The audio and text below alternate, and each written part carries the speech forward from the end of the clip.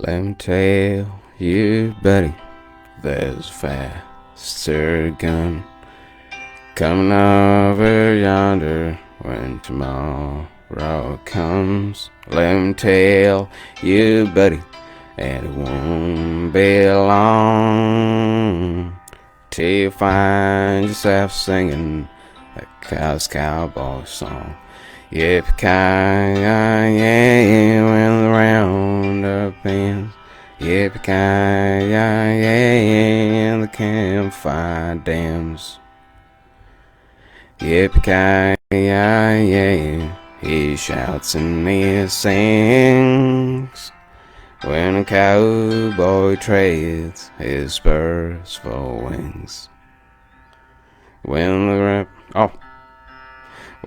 wrap my body in the bending shit, and they take my 6-ounce, pull the boots from my feet, unsaddle my pony, she'll be itching to roam. I'll be halfway to heaven on the horse by tomorrow. Yippee-ki-yay, when the roundup ends. Yippee-ki-yay, and the campfire dams. Yippee-ki-yay, he shouts and he sings when a cowboy trades his spurs for wings. Yippee-ki-yay, when the roundup ends. Yippee-ki-yay, and the campfire dams. Yippee-ki-yay, he shouts and he sings when a cowboy trades his spurs for wings. Awesome. That is an amazing song by Willie Nelson. The title is When a Cowboy Trades His Spurs for Wings. You can actually find the actual song that I sung was actually a cover on YouTube by a movie fan. So all credit to him. Anyway, it's real nice to see you today. It's 10. What time is it? 10:44 here in Kansas. Everything's going on pretty great, right? We only have 5-6 days of Christmas, so I'm pretty excited about that. So, but anyway, thank you everyone who has supported me until this moment. Actually, today I have a very interesting lineup of things that I'm going to discuss. But obviously, before I do any of that, let's go ahead and address the honorable members of people who support my channel, the people who like my comment, comment, and share my posts. So all you have to do is pretty much like any of my posts, and I'm going to mention you. So Kasim Mohammed, how are you? Thank you very much. Gloria Gelimo, Karen, Masiko Men, and Diego Hillary. Is it Hillary? Is that you in Canada? How's Canada? Moses Bet, my village mate. Thank you very much, Mose. Always been there since the first day. Cosimo. Do I say Mo? Where are you? I mean, I know you're in Kansas. Never mind. But anyway, thank you very much. Thank you to Kiprono Titus. This guy, I know you came to the US. Where are you? But anyway, shout out to you. You used to be there in Strawback together. And Max Lagat. How are you doing, man? Kimutai Collins, I remember Collins, man. We used to run together. How you doing, man? Regina Banks, all the way from, is it Arizona or New Mexico? Arizona. Pinion. Really? Reggie Banks, you're from Pinion? Pretty nice. And Lynn, my Cusco. How's it doing? How's it going, Lynn? Thank you very much, Lynn. Jepleting Purity. Thank you very much. Nick Mukoma. Thank you. Nick and I, we have been very close on FB. Thank you very much, Nick. And Dorcas, lastly but not least, Dorcas Kakasa. Thank you all, man, for commenting on my previous video. Not commenting, by liking and basically interacting with it, with the video. Thank you very much. Anyway, on to the next. I have something very exciting today. I want to show you all. Okay, hold on, let me pull up. It's a package, so it's not even unboxed yet. So let's go ahead and look at what's inside. Let me go ahead and unveil it to everyone. I just got it from Amazon today, so pretty excited. Something that I've been waiting on for a long time. Give me 1 second. Okay. Karibu nimalize kuunwrap. Just give me 1 second, you guys. Okay, let me be careful here so I don't break it. Oh, there you go. Alright. And this is what I'll be doing. So for those who don't know what this is, do I put it closer? It's ancestry DNA. It's basically the thing that, so you can monitor TikTok. Some people have posted that video where like they've done the DNA test, and it tells them where they're from. If they have like 10% from Southeast Asia or 5% from, I don't know. It's usually like all over the place. But personally, I know for sure I am 100% African, which might, I don't know. I mean, it probably begs the question, why did I even do this test if I know I'm 100% African? I just did it because I was curious. I don't know, maybe I have 1% Norwegian. And, if that happens, I'm going straight to the Norwegian embassy and asking them to give me my citizenship. If I have just bro, it doesn't even have to be 1%. It could be 0.5% Norwegian. I am going straight to the Norwegian embassy. First of all, let me ask Siri. Hey Siri, where is the Norwegian embassy? Bro, I'm telling you, I will go to the Norwegian embassy. Apparently, it's probably in Washington, D.C., but that's just like a couple of hours drive. But anyway, there's a few things that I need to do before they can send me the results. And actually, I think I'm more like, have you all watched Boondocks? Much Boondocks. There's that episode where Uncle Rufus finds out he's 102% African with a 2% margin of error. I feel like that's what I am, but I just want to know. I just want to make sure that I'm actually African. So here are the steps right here. So basically, the first thing I need to do apparently is activate this kit. So there's a number in there. I'm gonna activate. Then I'm gonna put my saliva, which kind of sound gross, but that's just the easiest way. Because the way they do it is that inside your mouth, right? There's that the inner lining of your mouth has a lot of cells, and they come out pretty easy. So whenever you rub your mouth, there's just a lot of DNA in your saliva and your cells. Remember, all somatic cells in your body have the same DNA. That's pretty cool, right? The only cells that don't have the same DNA in your body is, for ovum, it's just the ovum and the sperm cells. Those are all the only ones that don't have the same DNA as you. But everything else has the same DNA. So after collecting my saliva, the next thing I'll do will be to mail them. I know that it's kind of out of focus, I know. But yeah. And then, I don't know how long it's going to take, but after that, they're going to tell me exactly where I'm from. And I better be 1% Norwegian, because I want that Norwegian passport, man. Come on, bro.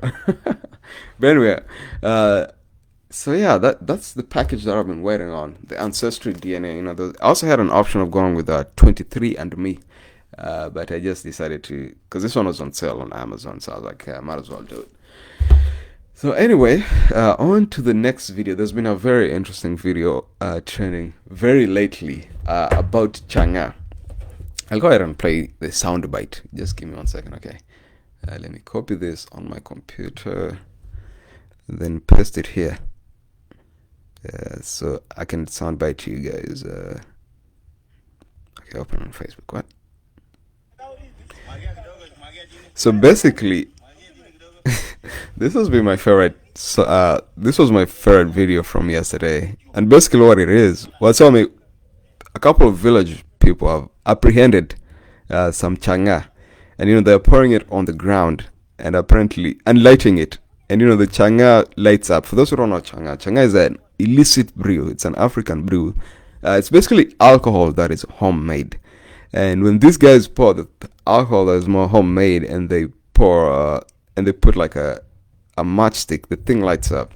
And that was kind of what was trending. People are saying like, yani kama hii kitu inachomeka kwa ground, if this thing is burning in the ground, what is it doing to your stomach? And true enough, you should always be aware of what alcohol. I mean, there's various dangers of alcohol, man. I mean, especially, personally, I'd say this, okay? Like, Ukuvi US, the biggest killer of young people, Ukuvi the US, it's actually alcohol. Because a lot of people I won't mention names, but we all know the common core US. You know the people who have passed on in the past 3 years. There's been more than three in the past 3 years. Very young people. I thought you figured that, but they go ahead and drink, and somehow, not they drink, they drive, and they get into accidents. We know that guy. We know the guy from Washington, and we know the guy from the Midwest. We all know him. I won't mention names, but it's very important to actually acknowledge that alcohol is a real danger, especially to the young people, the young Kenyans abroad. I don't know about Australia. I don't know about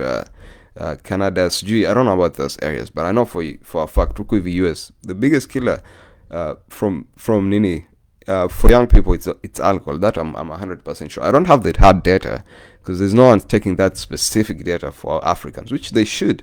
They probably should like be a commission somewhere that's just taking data on what's killing the most Africans in the US. Because they say information is power. If you know something is more likely to kill you, you're more likely to know what to do in order to avoid it. And one of the things, of course, obviously, awareness on alcohol.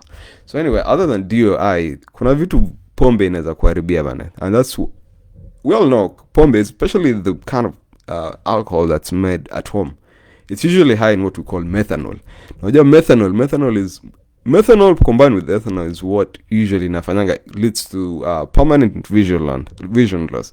And it's a very common face in Kenya. Like, we're gonna drink until the lights go out, and they mean that not metaphorically, but literally.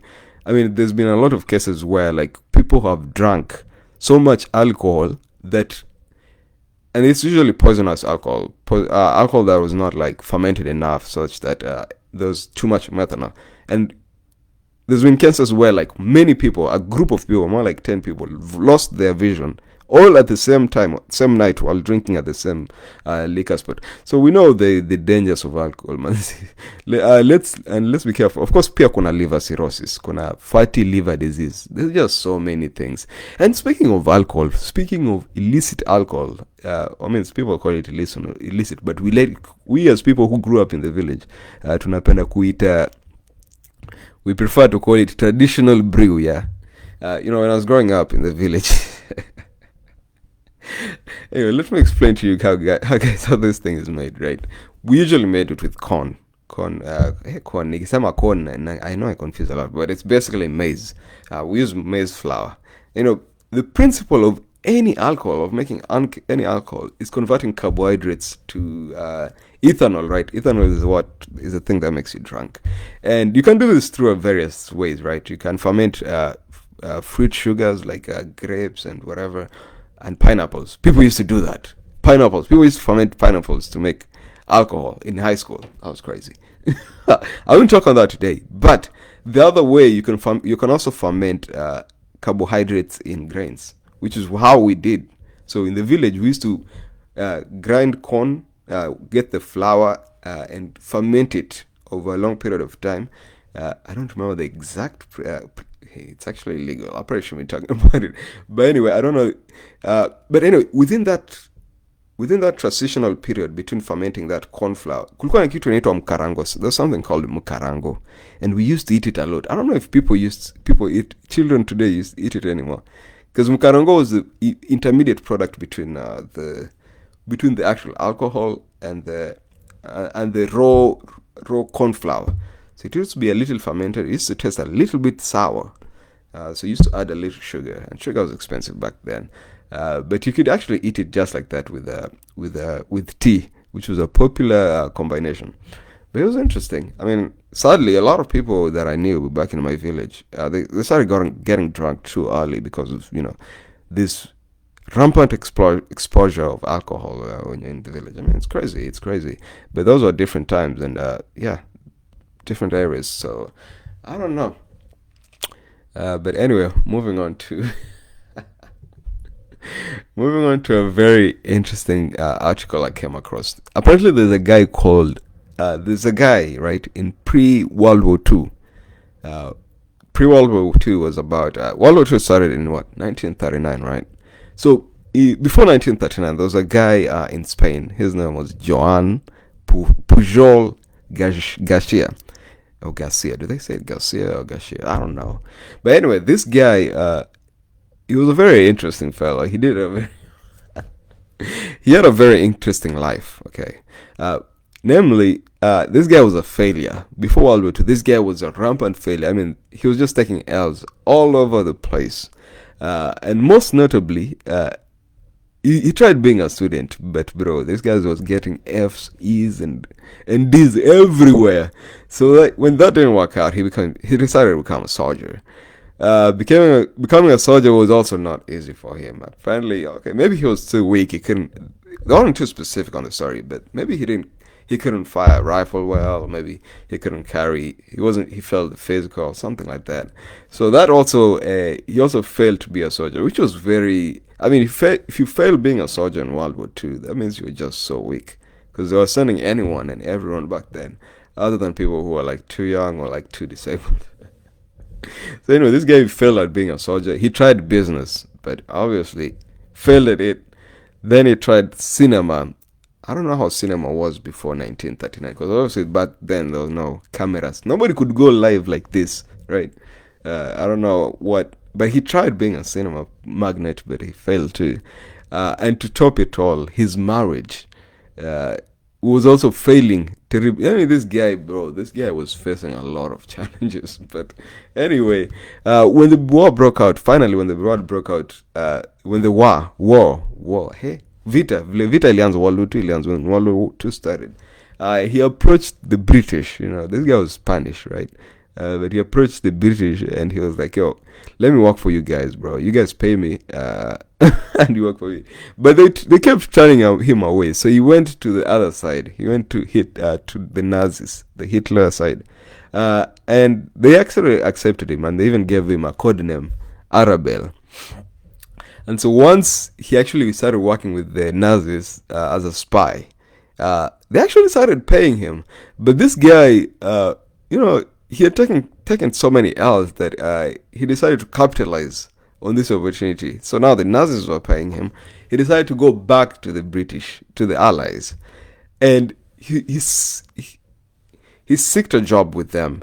So they appointed him a job, right? So they don't know that he's working with the Nazis, and so the Allies employ him, and they give him a code name Garbo, which is interesting. I mean, I don't know how they're giving out this. Remember, the Nazis called him Arabel, and the Allies were calling him Garbo.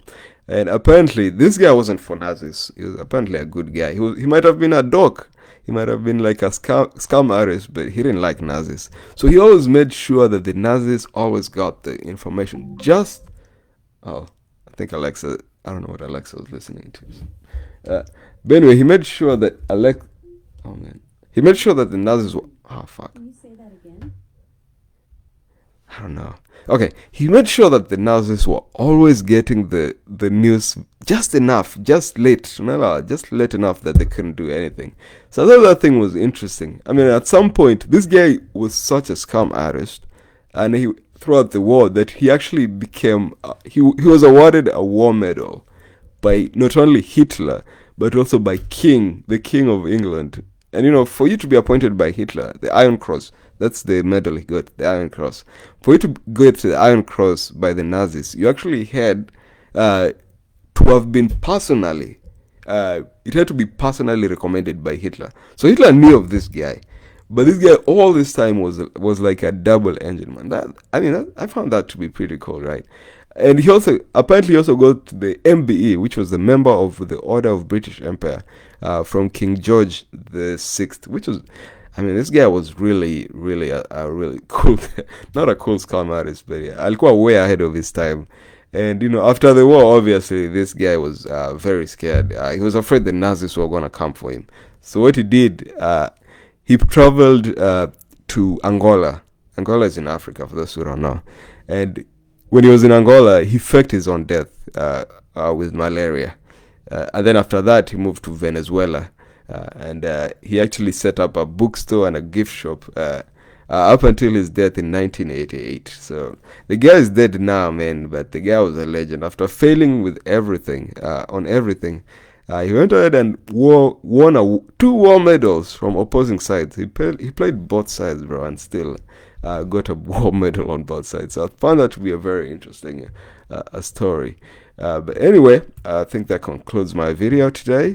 Thank you very much. Jamalson Yazi, Quarter Five. Jamalson, how's you doing, man? Jamalson Yazi, great friend of mine, all the way from Blue Gap, Arizona. Although sometimes I usually like to say Pinion, because Pinion is the next larger town. But yeah, thank you very much, Jamalson Yazi. Jamalson has very cool lives, and my lives are very huge inspirations for him. So I usually look at Jamatsu Yazi's life. He's been doing it for a long time, and I try to. Although I'm doing a slightly different variant of life, but I usually observe and learn. You know, you gotta learn from the best. So thank you very much, Mr. Jamatsu Yazi. I was looking at his life yesterday, and it was very funny. He was telling one of these stories. I'm not gonna say it. Go ahead and check it out on his YouTube channel. This guy has a lot of lives, a lot of vlogs where he goes around all across the nation. Oh, Mr. Yaz, why you not go? Why have you've never been to Kansas, bro? You need to visit Kansas sometime. I know you've been to Texas, Utah, and all the way to the northeast and California, but I don't know. I don't know if you should check out Kansas. It's nice. It's really nice. Not much to do, but it's just chill. I like it. Wait, I think you've been to Kansas. I'm not sure, but anyway, thank you very much. Other than that, I don't have nothing else to. Nothing. I have nothing more. So I'll be doing my DNA test today, where I know I'm gonna find out I'm 102% African with a 2% margin of error, and after that, I'll be releasing my. I'll be releasing my results. Oh, good to see you, bro. I'm Mr. Jamatson. Yeah. So other than that, thank you very much for joining me. I hope you all have an amazing Christmas. I'll be actually coming live tomorrow. I've decided to commit on this one. Although I don't know how I'm gonna do it during school, because I have school coming up. But I'll figure out something. I'll figure out what a better time to go live will be depending on my class schedule. But yeah, thank you very much for joining me. And obviously, I have to do this, bro. This thing is so cool. Jamadson, I don't know. You should try this on your. I don't know if you go live using your MacBook, but apparently I just found out if you do this. Oh, why is it not doing it? Oh, I do have to bear it. All right, it just started not to. So I'm gonna do this. Yeah, there we go. There we go. I like those reactions. And you can actually do just one, and it's gonna be a thumbs up. I feel like that's just so cool. So anyway, thank you very much. Till tomorrow, sometime, same place. Peace.